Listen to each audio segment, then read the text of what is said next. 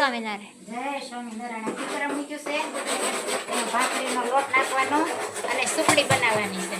સુખડીની recipe ફરીથી આવી ગઈ છે હા, માર્કેટમાં અવેલેબલ. સુખડી સેવ ને ઈ તો આવ્યા જ કરશે.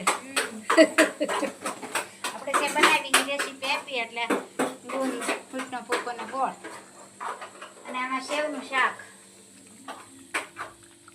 અહીં કઢી રોટલા. રોટલા. કડકડીયો રોટલો ખાવો હોય ને એટલે તાવડીમાં રાખવાનો એટલે કડકડીયો થઈ જાય મસ્ત. અને અહીં ખીચડીનું કુકર ઠરે બરોબર. ગરમ છે. ખીચડી, કઢી, સેવ ટમેટાનું શાક અને સુખડી અને બાજરાના રોટલા. ભાવતા હોય તો કોમેન્ટ કરજો. હા, દેશી ભોજન ભાવતું હોય કોમેન્ટ કરજો. દેશી ભોજન, કાઠિયાવાડી ખાણું. હા, તો તેજસ પણ આવી ગયો છે. કેમ તેજસ? શું છે બોલ? શું કરશો તું? કેમ કેમ કેમ ખટક ખટક ખટક કહેતા? લોટ શેકાઈ ગયો છે સુખડીનો. દૂધ નાખ્યો. હા. હવે આપણે ગોળ ગળી ખાવી એ પ્રમાણે ગોળ નાખવાનો.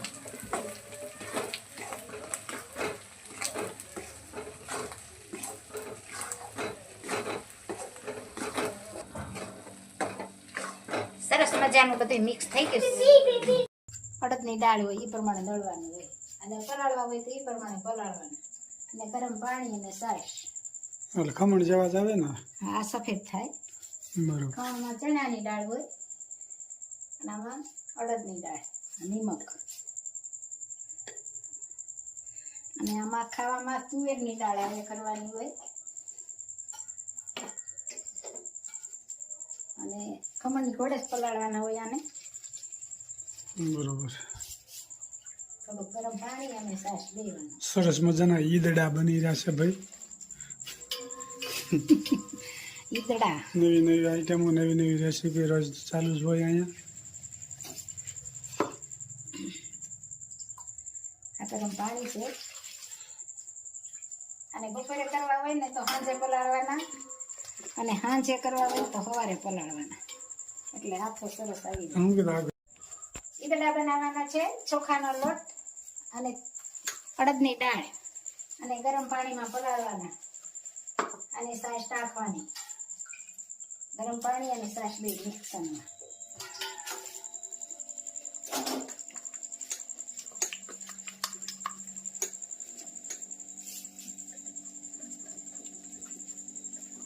મસ્ત મજાનું પલાળાય છે.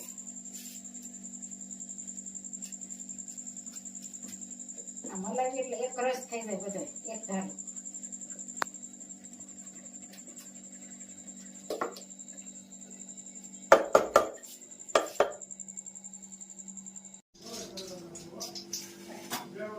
દાળ બનાવવાની છે આજ તો. તુવેરની દાળ અને ઈડલી સંભાર. ઈડલી સંભાર કહેવાય ને? હા. રાઈટ.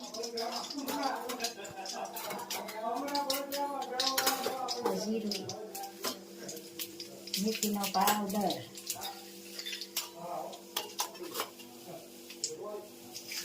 બાજિયાનો લવિંગ, ભૂકો, લીમડો, ટમેટા,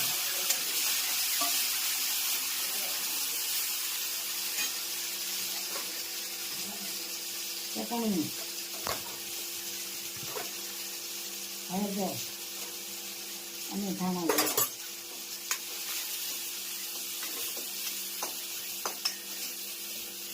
અને આ દાળનો વઘાર. ઈદડા મૂકવાના છે. દાળ બની ગઈ તૈયાર. સરસ મજાના ઈદડા બની રહ્યા છે. ઈદડા. ઈદડા હમ. આ તેલ લગાવીને નાખવાના. ઈદડાનું ભાઈ શરૂ થઈ ગયું છે. પલાળ્યું હોય ને સાજીના ફૂલ અને લીંબુનો રસ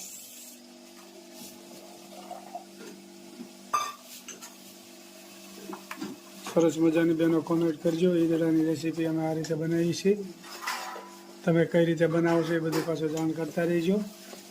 ખૂબ બધી બહેનો ખૂબ સરસ મજાની કોમેન્ટ કરી છે. બધી બહેનોનો ખૂબ ખૂબ આભાર. મસ્ત મજાના ઈદડા બનશે અને કોમેન્ટ પણ સારી સારી આવે છે. તો બધાનો ખૂબ ખૂબ આભાર. બધાને જય સ્વામિનારાયણ, જય શ્રી કૃષ્ણ, જય જીનેન્દ્ર, જય સિયારામ, હર હર ભોલે મહાદેવ.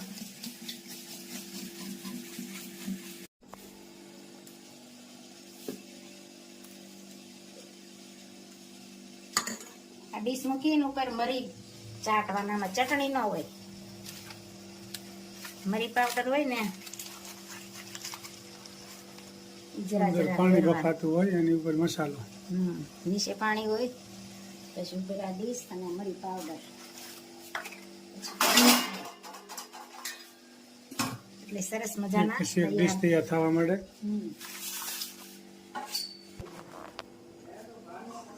ઈડલી સંભારની તુરની દાળનો વઘાર કર્યો છે. સરસ મજાનો વઘાર થઈ ગયો છે, મસાલો થઈ ગયો. પછી આ શાક પણ થોડીક વાર ઉમેરશું, દાળ ઉકળી જાય પછી આ શાક રીંગણા, બટેકું, ટમેટું, દૂધી શાક નાખું છે, પછી નાખશું. અદરે મોસારે સપનું આવ્યું, રામજી વનવાસ, ગુરુજી મારે જાવું છે રામની પાસ. નાથી ભરતજી શાલિની સરિયા, આવ્યા વન રાવણ મોજાર, ગુરુજી મારે જાવું છે રામની પાસ. અહો ભરતજી તમે ક્યાંથી ને કેને દેખાડું વનવાસ, ગુરુજી મારે જાવું છે રામની પાસ.